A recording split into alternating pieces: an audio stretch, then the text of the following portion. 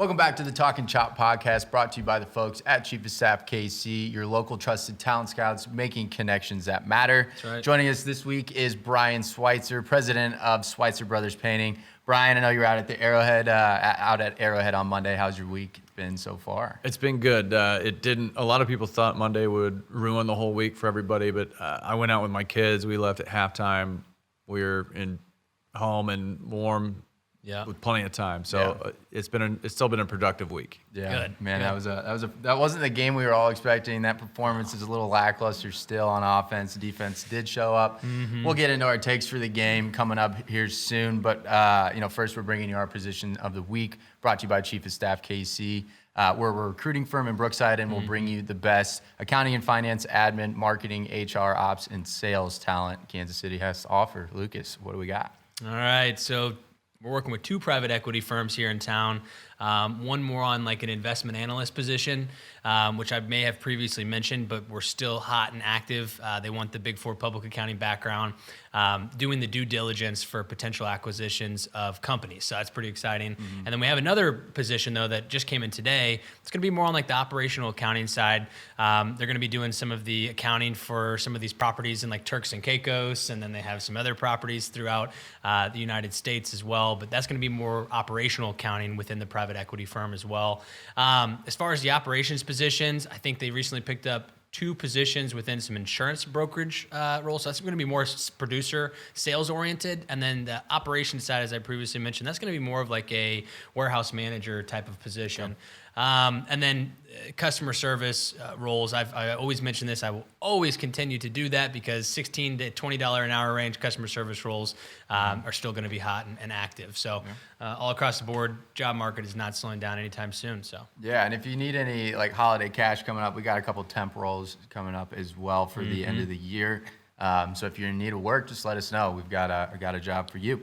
But that's our positions of the week, brought to you by Chief of Staff.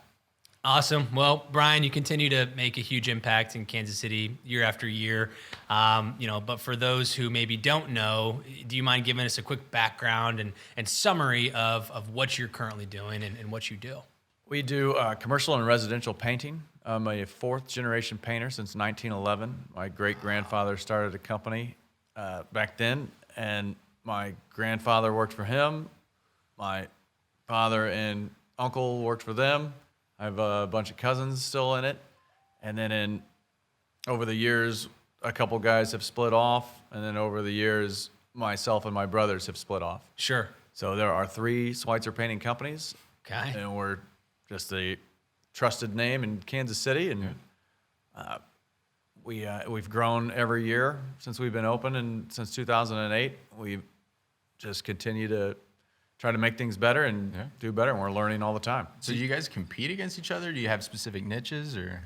We do very little, but most of us just have our own clients that Sure. There's a lot of walls that need to be painted in Kansas City, and we can all get to it. But Do you travel to the Northland?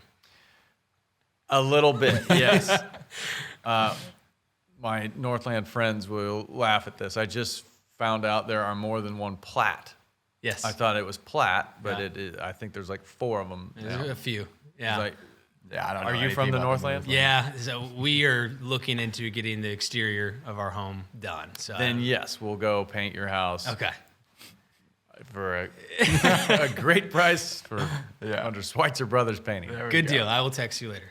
There we go. Well, I appreciate the background. That's really cool. I didn't know, you a 4th generation painter. It's really cool. Yeah, in 2008 when we started, it wasn't a great year to start a construction division of anything, but I just grinded it out. I was working 90 hours a week. I made $8,000 my first year because a lot of it went back into trucks and equipment and all that. Sure. And I loved every minute of it. And it's interesting to hear people say that they want to be an entrepreneur, and I immediately think, can you do what I did? Yeah. And can you make it work? Absolutely. I'm going through that right now. It's not easy, I'll tell you that. Yeah. Yep. Well, that kind of leads me into my next question. It's kind of our recurring question of the year. Casey likes to call us the conduits of culture. And so we find that, focusing on good culture fits for our clients leads to a successful long-term placement. So, since 2008 and since you, kind of taken on that entrepreneurial mindset and growing your own company, like what do you value when it comes to either building a culture or hiring for that culture fit? We look at our 50, 60 employees that we don't just have that one person that we're trying to make their lives better. We look at it as we have 50, 60 families that we work with. Yeah. So I like that. What keeps me up at night is what's next. It's more about your employee than it is yourself, of how can I keep this guy busy and keep his family fed and keep him happy throughout the holidays, throughout the weather and all that stuff. So bringing on people, I don't know, we pride ourselves on making sure everybody's taken care of. If somebody has an issue, we won't just fire somebody for showing up late a couple times. We ask them, hey, is everything okay? Yeah. Sure. And try to get down to if there's a reason for it and if we can help them out. And we do if we can. This is kind of a side note real quick. I was curious how your industry was impacted during the pandemic. Was it everyone was at home, and so I know that a lot of renovation projects were going on and things of that nature. Did that benefit, or did you guys benefit from that? We did. A lot of people wanted things remodeled. A lot of people were leaving their offices, wanting them repainted. And for some reason, construction workers were labeled essential. So we just put our masks on and grinded it out and kept working. So we were very fortunate that we were able to keep the Kansas City side of construction going a little bit, Nice. just like the rest of us. Sure. So Okay. it wasn't bad. Nice. I was just curious, and then I may have taken one of your answers for one of these questions here, but I'm sure you can think of others. So we're going to go into the quick hitter segment, as we previously talked about or briefly touched on before the show. It'll be the first down, sack, and Hail Mary. And we'll start with the first down, which will be a recent bit of success you and your company have recently had that would lead to future success. We just got a random call from a property owner that deals with a lot of buildings downtown. So we are trying to get them up to the level of our clients that we take care of. We're kind of selective of who we work with. Right. So they reached out to us. I don't know if we were quite ready to get into another client yet. Our clients keep us pretty busy, but we're excited to start servicing the downtown community. Nice. That's awesome. Office buildings and stuff like that. And they're a pretty big company, so we'll get in with them and Yeah. keep growing. That commercial side will be great for you. What about a sack? And it can be a recent setback that you've overcome and learned from. There might be a couple of employees that we've held on to for too long, and it goes back to trying to take care of them and their family and all that. But I don't like losing employees. It makes me look back at myself and my managers of, is this something that we could have avoided or we could have helped? But it's coming up that we might need to make some changes with some employees to keep moving forward. And it's not an easy thing for us to do It's always tough. when it's dealing with a person. Yeah. The business is the nature of the business. Yeah, man. Being in a leadership position like that, sometimes you got to make those tough calls, and it's not easy to deal with the ramifications of that. Realizing that they are a person, they have family and all that, but it's a challenge of being a leader. So That's right. yeah, That's probably the hardest part of our job. Yeah. Of mine. I can only imagine. Hail Mary. What's a big goal that you're working on, Brian, for the next 12 months? I think next year, the more and more setbacks on people are getting used to working from home, I think it's going to be a lot of downsizing and a lot of subleases. So I think the commercial side of the world is going to scale back a little bit, and the residential side is going to continue to grow. Could see that, yeah. So I don't know if it's more of a Hail Mary or more of just kind of a pivot that we're going to be doing a lot more homes in the next 6 months. gotcha. Which is still profitable for us. It still infills all the big jobs that my bigger estimators bring in. Sure. Oh, that's awesome. I hope and wish you success in that. And I think you guys will do a phenomenal job. So, like I said, maybe I can be one of your first residential homes here in the next year. So There you go.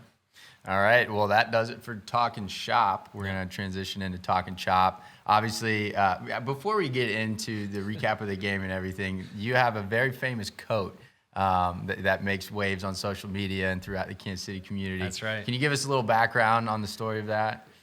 So my buddy Dave Lossy made a few of these coats, and I was the recipient of one of them.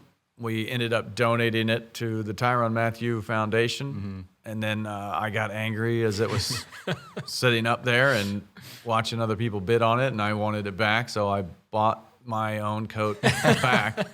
That just because I don't want anybody else to have it. Yeah. And so many people have said, you should make these coats and sell them, and Sure.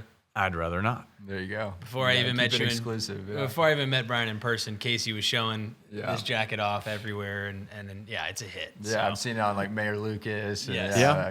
it makes its rounds. I like that. It went to the Super Bowl in Miami when we won, and that's right. Flo Rida and Pitbull were wearing it Hey, up there on we go. stage, and Mr. 305. yeah. baby, the Mr. Hunts, Worldwide. and it was funny when I took it to get it dry cleaned. They said, "What's on it?" And I said, "Blood, sweat, tears, and champagne from Flo Rida." And that's what was on the coat. Hell yes. Love it. Hell yeah. Well, I don't know if it made it out to Arrowhead on Monday night, but that was an interesting performance. In the spirit of Andy Reid, we always give our guests the first take of the game. So with that, time's yours. The coat did make it to the game. There you go. It is a commitment. It There you has go. made it to Miami. It's made it to Nashville, and it's going to make it to Vegas. There you go. In a couple weeks. Oh, yeah. But rain or shine, the coat plays. There you go. But as far as the game, I'm not the biggest sports ball fan. Yeah. I don't go out to watch the games. I can't name all the players on the Chiefs. On Monday when I went out with my family, I've got a 7-year-old who was with me, and he plays Madden and collects cards and stuff like that. And Sure. we have a new running back that did kind of well. Yeah. Derek Gore. Sure. And And a bunch of people were asking, who's this guy? And my 7-year-old gave the stats of Gore, Wow. and like 3 rows all turn and like look at him, and we were like, how do you know that? And Yeah. he kind of was like, how do you not? Wow. That's impressive. Yeah. Yeah. What is it, Louisiana Monroe, or is that where he's from? Some very small school like that. He Right, did. right, He yeah. said Louisiana. Yeah. Yeah. Yeah. And I don't know anything about Mr. Gore. I Yeah. hope he's Oh, going to He do was, well. I mean, he made some waves in the preseason. He's on the practice squad. He just called him up. I mean, I was getting shades of Priest Holmes out there. He looks The good. way he was making he's just very patient runner. Downhill too. He hits the holes really hard. I mean, it's not something we typically see from Daryl. You know, he just kind of runs where he's assigned and doesn't like that touchdown where he juked and looked like Le'Veon Bell out there. It He's was good. he's a one cut and then like north south. Yeah. And I loved it. One of my favorite takeaways from that game was, when we decided to run it 4 times in a row. Yep. And give him the Never see touchdown. that. Got me fired up. I know the players were fired up. I think even Orlando Brown after the game was asking, or maybe during the game was asking, hey, let's run the ball some more. Yeah. Why not? Play some smash mouth I mean, football. I think that's been our biggest hindrance is like the lack of commitment to the run game. And you hear the talking heads like talk all about that. Like, why the hell aren't we running the ball? Andy Reid, you pass 48 times, whatever it is. It's like, the RPO isn't working because you're not getting anyone to bite on those run pass options because you're not running the ball. And then you play 2 high safeties and then you just dare them to run it. And like, that's the recipe to beat the Chiefs. And until Patrick Mahomes embraces the dink and dunk and then you start running the ball, we're going to get the same results. Like, I thought we would have, coming up on this other game, like, I thought we were in store for another loss. But, with Jordan Love, Aaron Rodgers getting COVID, right. what are your thoughts on that? How do you think we'll fare against the Packers with Aaron Rodgers out? Much like Mr. Gore, he was hungry and he wanted that opportunity, and he did real well. So I still think we're going to lose. fair. I don't whoever blame you, man. who's the new quarterback? Yeah, Jordan Love. They drafted him in the first round last year. Green Bay? Yeah. This is a sophomore season, right? Yeah, it is similar to Mahomes. Who else had a good season his sophomore year? Yeah, right.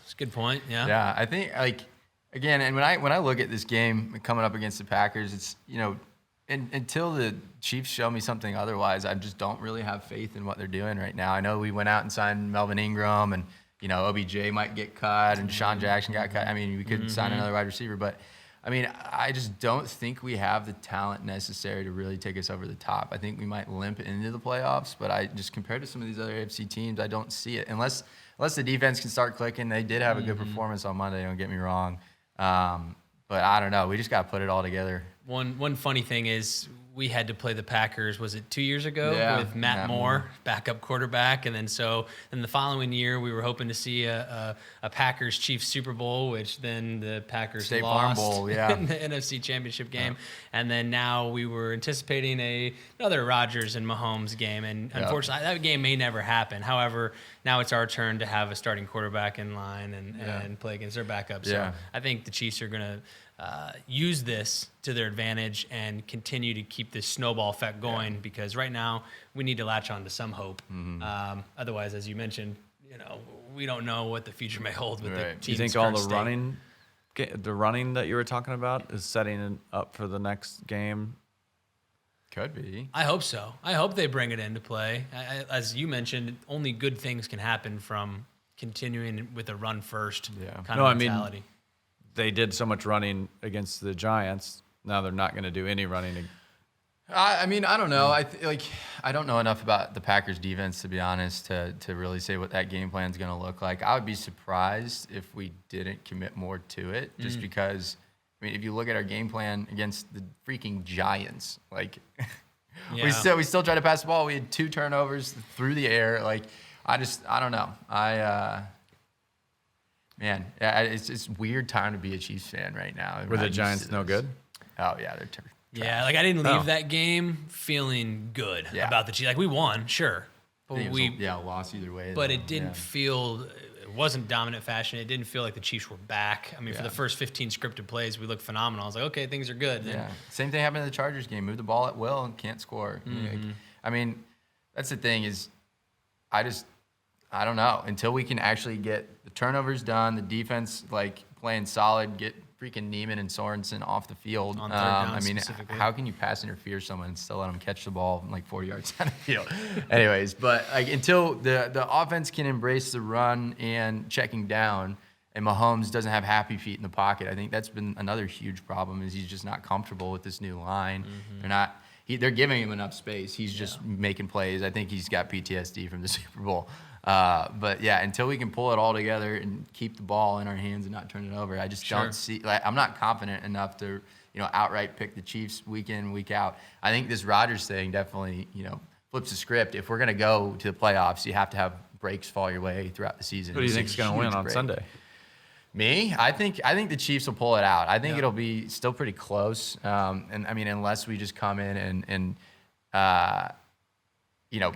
have an awesome script. Sure. But I still think it'll be probably Chiefs 31, Packers 24. I think we'll hopefully move the ball. Maybe 28-24. I don't know. The You jacket don't sound confident. No, at I'm all. not. Yeah. I'm not. That game gave me very no not confidence. confident. I mean, it's a lose-lose situation going into that Giants game. It's if we won but didn't win enough, then we still lost. But if we lost, then season's over. Sure. And then if we won and we blew them out, we could turn a corner, but we didn't do that. It was just I mean, there's not a lot of momentum going. Middle of the road. Do you think the jacket will be making an appearance? Are you going to this The game? coat? Yeah, the coat. Yeah. The coat's committed. Yes. It's always yeah. every game. Season ticket holder. Yeah, right we've here. got season tickets. We've got this There you go. little guy here. Good. Oh yeah. Good. So no, Do that you have a score prediction though? What do you think's gonna happen?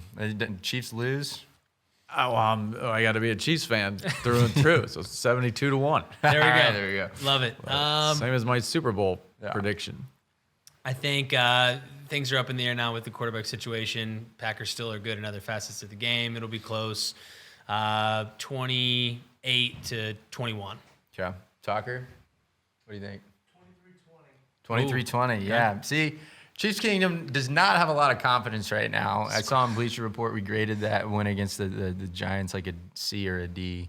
What's the line or over-under on the Well, game? it was the Chiefs were -2, and then it was a pick 'em, and now it's -8 or -7.5, depending on what book you're looking at for the Chiefs. So we were still favored in a game where they're number 1 in the league in the power rankings, and we're number 15. I don't know why that line existed at where we were favored at all. I get the field goal thing, but Sure. I did not think we were going to win that game. What's your score prediction? I'm going to go 28-24 Chiefs. I still think we can pull it out just for the fact that Rodgers isn't playing. If he was playing, I think we'd get our butts handed to us. But I The don't new know. guy's hungry, just like Gore. That's right. Yeah, I mean, I remember when, what's his face? Justin Herbert came in.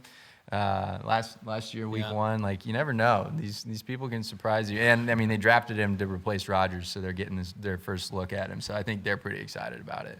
We will need the Arrowhead impact, right? We'll need the crowd noise to be back. It was lackluster on Monday. If we can get in Jordan Love's head early, I think we'll stand a good shot. I think this is a must-win game for the Chiefs. I mean, every freaking game the rest of the season with our record the way it is a must-win. But when life hands you breaks like this, you got to take full advantage. And if they don't, I think our confidence is already shot right now. If we lose against Jordan Love, I think it's gone. So You guys both going to the game?